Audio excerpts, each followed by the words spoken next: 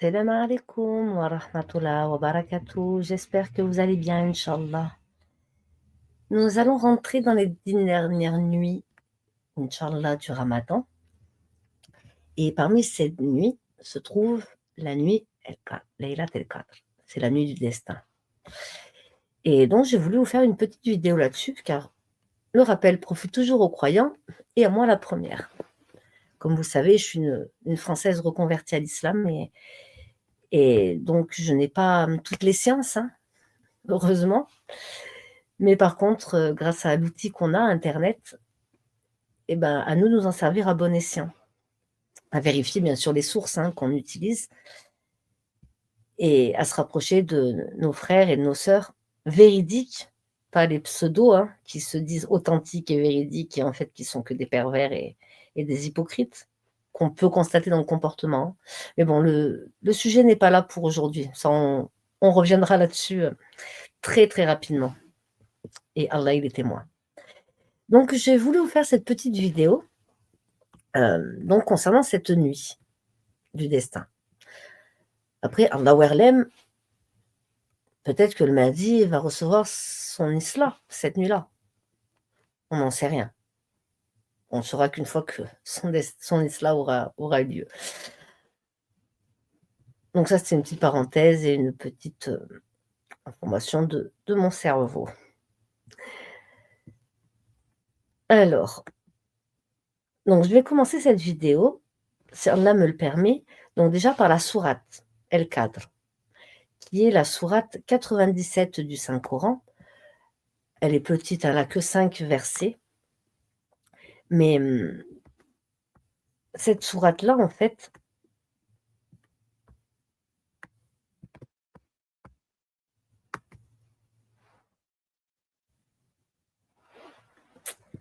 c'est la 97e sourate du Coran. Elle est composée de 5 versets et l'une des plus courtes sourates, mais pas des moindres, en termes d'enseignement pour les musulmans. Comme toute la parole d'Allah, en effet, avec pour thème la révélation du Coran, cette sourate s'adresse aux fidèles, puisque ces versets concernent les vertus des croyants et l'honneur qui leur est fait par Allah subhanahu wa ta'ala pendant la nuit El-Qadr, bien qu'elle fût révélée pendant la période mécoise. En fait, le message de cette sourate s'adresse aux croyants. Allah subhanahu wa ta'ala parle aux fidèles musulmans à travers ces versets, alors qu'elle est révélée dans un contexte où l'audience locale est mécréante. En effet, les Koraïches de la Mecque se rebellent de plus en plus contre le message porté par le prophète Mohammed sallallahu alayhi wa sallam et n'ont de cesse d'attaquer les musulmans, démentir la prophétie au point où cela a tristé le prophète. Dans cette sourate, Allah subhanahu wa ta'ala console le prophète, paix et salut à lui, en lui révélant le secret de la nuit d'Al-Qadr, plus communément appelée la nuit du destin, et par la même occasion, la valeur des croyants aux yeux du Tout-Puissant. On apprend aussi par les enseignements des exégètes que dans la sourate précédente, El-Alaq, le prophète sallallahu alayhi wa sallam fut attaqué par Abu Jahl. L'un de ses oncles est polythéiste et qu'Allah lui dit dans le dernier verset de cette sourate de ne pas être distrait par les insultes et les attaques et de se rapprocher de lui. Non, ne lui obéis pas, mais prosterne-toi et raccroche-toi. C'est le verset 19 de la sourate 96, El-Alaq. Allah, avec cette sourate, El-Qadr, s'assure de faire savoir au prophète Mohammed sallallahu alayhi wa sallam, plein d'amour et de compassion pour l'humanité, que face aux mécréants, il ne sera jamais en position de faiblesse. Il lui révèle pour ça le secret, l'honneur fait aux musulmans tout entiers lors de la nuit d'El-Qadr, afin qu'ils ne soient pas inquiets et qu'ils continuent de transmettre son message, afin de voir quel est ce secret. Il y a un lien fort entre les 2 sourates El-Alaq et El-Qadr, qu'il est bon de soulever. Le dernier verset finit en disant de se rapprocher d'Allah et le verset de la sourate prochaine nous donne le moyen de le faire. Le Coran qui a été révélé pendant la nuit d'Al-Qadr. Une révélation étroite entre la sourate El-Alaq et la sourate El-Qadr que je vous lirai, Inch'Allah, juste après ça, si Dieu le veut. Dans la sourate El-Alaq, Allah précise qu'il est celui qui détient le savoir. D'accord? Il a, lui, la majesté et la gloire. Affirme, à travers ces versets, qu'il sait qu'il informe l'homme. Il révèle au prophète Mohammed sallallahu alayhi wa sallam de lire. Lis au nom de celui qui t'a créé. Puis, il lui relève qu'est-ce qu'il a créé? Il a créé l'homme d'une adhérence. Ensuite, il l'informe. Avec quoi? Lui, le très noble, a enseigné. Par la plume, el kalam. Sa parole utilise des affirmations. Dans la sourate El-Qadr, son interpellation du prophète est faite d'une question très importante. Et qui te dira ce qu'est la nuit d'Al-Qadr? C'est au verset 2. Avec cette formulation utilisée pour l'étonnement, comme pour lui demander « Réalises-tu ce que c'est que la nuit d'Al-Qadr ?» Il lui dit que personne ne détient ce savoir, ce secret à part lui. D'ailleurs, cette formulation employée à plusieurs reprises dans le Coran est différente dans la sourate El-Qadr. En effet, à chaque fois qu'elle est employée ailleurs pour insister sur un mot, ce dernier n'est pas repris dans la sourate suivante qui constitue la réponse. Et qui te dira ce qu'est le Hutama? Verset 5 de la sourate 104. Le feu attisé d'Allah, verset 6, sourate 104. Le Hutama n'est pas repris pour répondre, sauf pour Laylat Qadr. Allah prend une forme stylistique, spécifique à la nuit d'Al-Qadr, tant elle est importante, et c'est la seule fois dans le Coran où le mot est repris ainsi au verset suivant, et lorsqu'il y a cette question, et qui te dira. Enfin, dans la sourate El-Alaq, Allah subhanahu wa ta'ala nous dit de lire. Dans celle d'Al-Qadr, il révèle quoi lire? Le Coran. La nuit où le Coran fut descendu, donc le premier verset commence par parler du Coran, sans le citer clairement.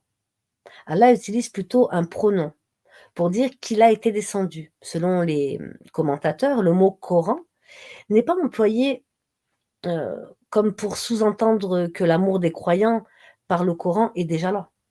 La phrase n'a pas besoin de précision. Ils savent de quoi parle Allah. Car le Coran est déjà entré dans le cœur. Alors que les mécréants le détestent et combattent la vérité. La forme verbale, anzalna, en arabe, peut dire descendre.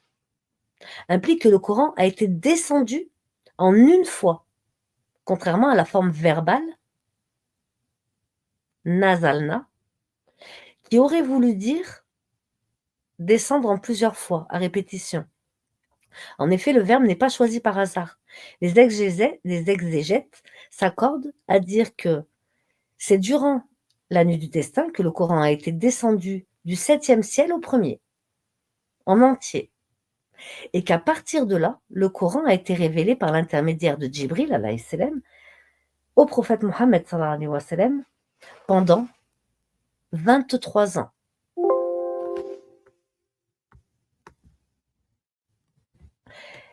La nuit d'Al-Qadr, une date cachée, et c'est bien fait.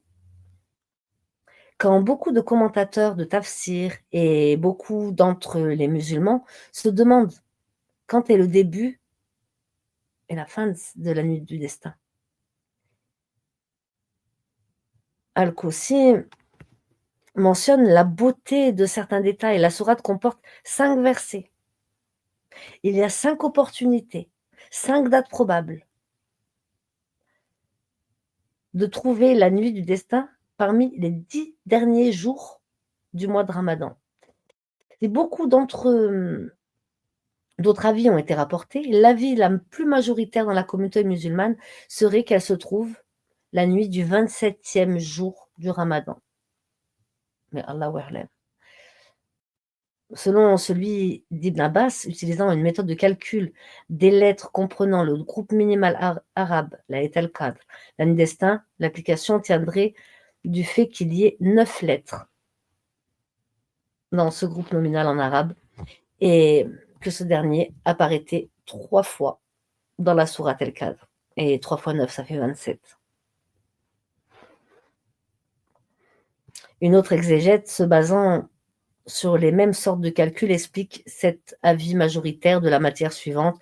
La sourate comportait 30 mots en arabe et que le 27e est Iya, elle est. Le consensus se rejoint toutefois en disant que la nuit de destin est à rechercher dans les nuits impaires des 10 derniers jours du Ramadan. La beauté et les avantages à ne pas connaître sa date précise résident dans la recherche sincère de cette nuit par la prière et la lecture du Coran. Les efforts sont à redoubler pendant les dernières nuits. El-Ozi, quant à lui, mentionne les miséricordes quant au fait de ne pas connaître la date exacte de la nuit du destin comme suit. Éviter la paresse, éviter de délaisser les 29 autres jours de Ramadan, et c'est une miséricorde d'Allah. El-Furaishi a écrit au IVe siècle un commentaire précis et concis de la sourate al-Qadr. C'est une magnifique nuit pendant laquelle Allah décrète sa miséricorde pour ses amis intimes, les croyants. Selon lui, les adorateurs sincères réalisent durant cette nuit la valeur de Qadr qu'ils auront auprès d'Allah.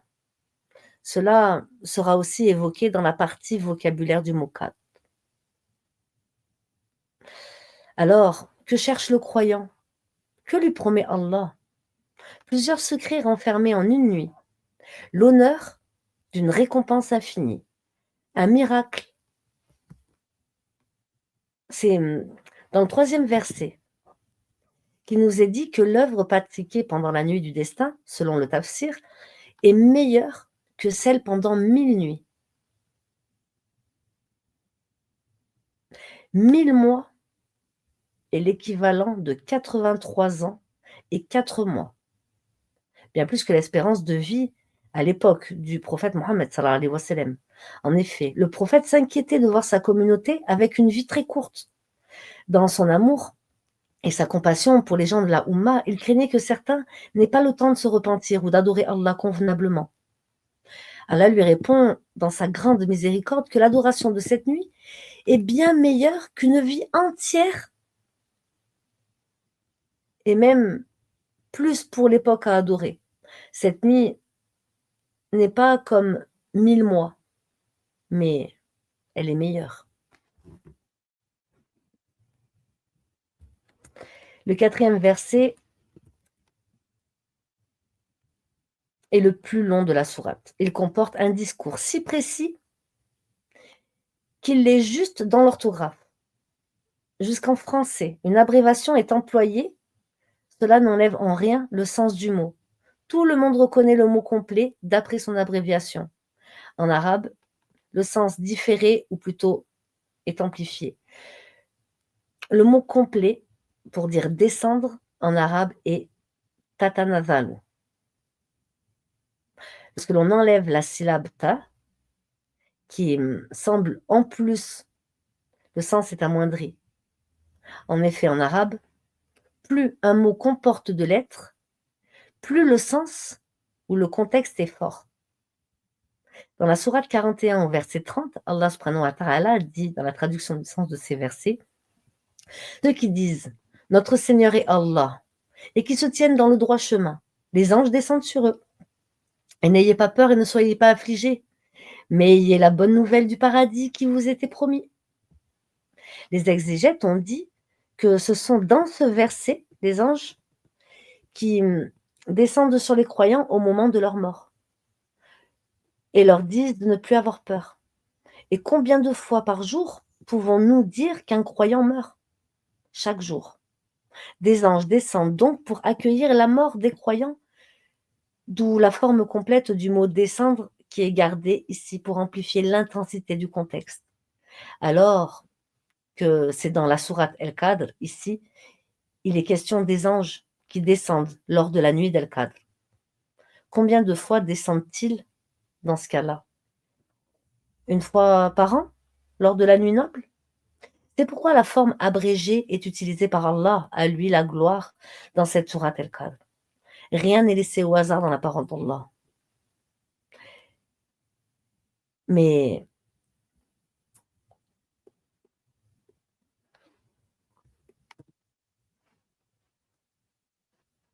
c'est l'un des plus beaux miracles orthographiques du Coran. De plus, c'est une précision qui est révélée par les savants du tafsir dans la sourate 4 de cette sourate.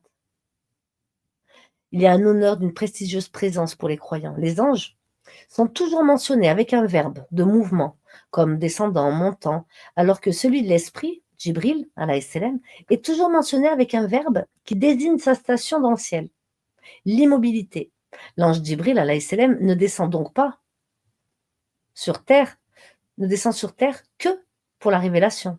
De plus, même lorsque l'esprit de Jibril est évoqué avec les anges, dans un même verset, il est toujours cité en premier, signifier son rang auprès d'Allah, et avec un verbe de station, encore une fois.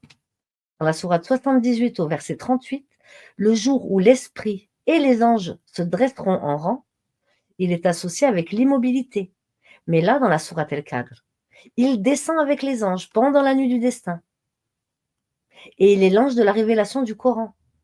C'est un honneur en plus pour les croyants que l'ange Djibril descende sur terre pendant la nuit noble. Cette sourate nous apprend l'honneur qu'Allah nous fait chaque année de faire descendre par sa permission Djibril alayhi salam et les anges avec lui. Par la permission de leur Seigneur, signifie que les anges descendent par la permission d'Allah, de descendre rencontrer les croyants et les saluer pendant la nuit du destin. L'honneur d'une nuit de paix, elle est paix et salut jusqu'à l'apparition de l'aube, au verset 5. Moujahid, dans son explication de la sourate, dit qu'elle est une nuit durant laquelle les hommes ne s'engagent pas dans quelque chose de mal. Ibn Kathir explique ce verset en disant que les bataillons d'anges passent la nuit à voyager sur terre pour laisser le salam aux croyants. Quelques explications sur le mot cadre. Plusieurs explications sont données pour le sens du mot cadre, qui donne son nom à la sourate cadre, qui veut dire pouvoir, car Laylat Qadr, c'est la nuit où le pouvoir d'Allah de déterminer ce qu'il veut est recherché. Deuxièmement, estimation, calcul, décret. Allah détermine les bienfaits de ses serviteurs pour l'année. Honneur, noblesse, dignité, car elle est aussi appelée la nuit de la grande noblesse. Restriction, encombrement, car il n'y a presque plus d'espace sur la terre, tant les anges qui descendent sont nombreux. Et il n'y a plus de place cette nuit pour les disputes, le mal. C'est une nuit de bénédiction pour les croyants, de la terre entière recherchant avec ferveur.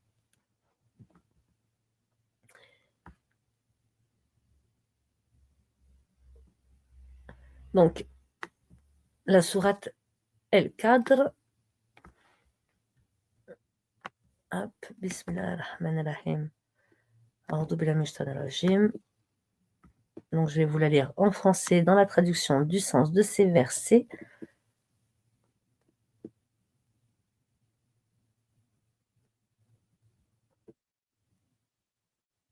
Hop, Al-Skachou.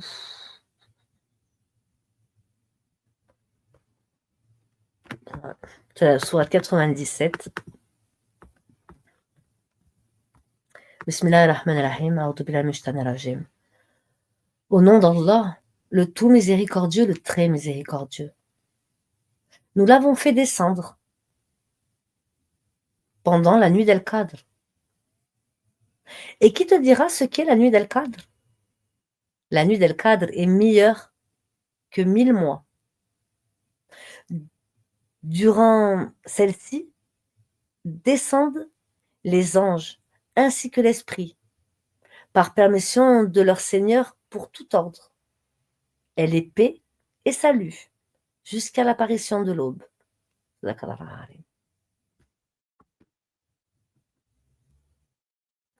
Et on a également parlé de la sourate qui précédait et qui était la sourate El Alaq, l'adhérence, et qui est la suivante. Au nom d'Allah, le tout miséricordieux, le très miséricordieux, lis au nom de ton Seigneur qui a créé l'homme d'une adhérence. Lis, ton Seigneur est le très noble, qui a enseigné par la plume, le calame, a enseigné à l'homme ce qu'il ne savait pas. Prenez garde, vraiment l'homme devient rebelle, dès qu'il estime qu'il peut se suffire à lui-même à cause de sa richesse. Mais c'est vers ton Seigneur qu'est le retour. As-tu vu celui qui interdit à un serviteur d'Allah de célébrer la salate? Vois-tu s'il est sur la bonne voie ou s'il ordonne la piété? Vois-tu s'il dément et tourne le dos? Ne sait-il pas vraiment qu'Allah voit? Mais non. S'il ne cesse pas, nous le saisirons certes par le toupet d'un menteur, d'un pécheur. Qu'il appelle donc son assemblée. Nous appellerons les gardiens de l'enfer. Non, ne lui obéis pas, mais prosterne-toi et rapproche-toi.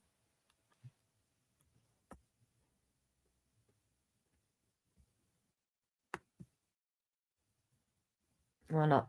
Donc il nous disait de lis, mais lire quoi?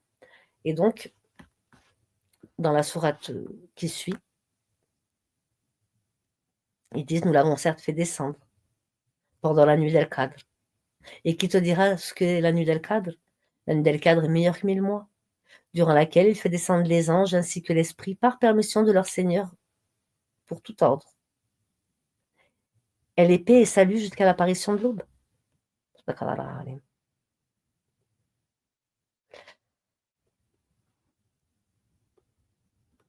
Qu'Allah nous permette de trouver cette nuit du destin et qu'elle nous soit bénéfique à tous les musulmans sincères et véridiques qui vont passer le tiers, voire la moitié de la nuit en prière durant ces 10 dernières nuits.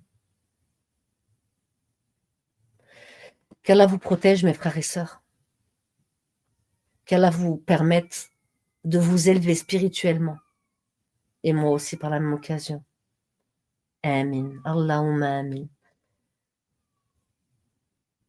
Qu'Allah apaise le cœur de son calife, l'imam al-Mahdi. Qu'il apaise également le cœur de tous les musulmans et les musulmanes opprimés par des pseudo-musulmans qui font que déblatérer avec leurs mauvaises paroles pour faire du mal au cœur des gens. Qu'Allah nous permette de nous renforcer. Qu'Allah vienne en aide à tous les opprimés de la terre, aux Palestiniens, aux Français, aux Algériens, aux Marocains, aux Tunisiens, à tous les opprimés du monde entier, qui ont dans leur cœur la foi. Amin. Assalamu alaikum wa rahmatullah wa barakatuh. Je vous souhaite à tous, mes frères et sœurs, 10 nuits et 10 jours.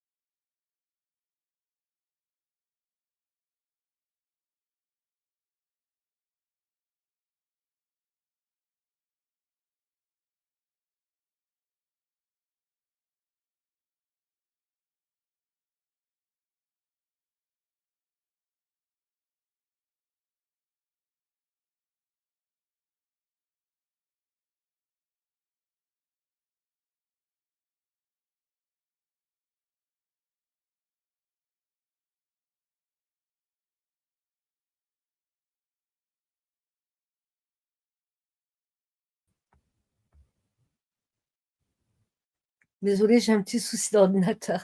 Assalamu alaikum wa rahmatullahi wa barakatuh. J'espère que cette petite vidéo vous sera profitable. Amin.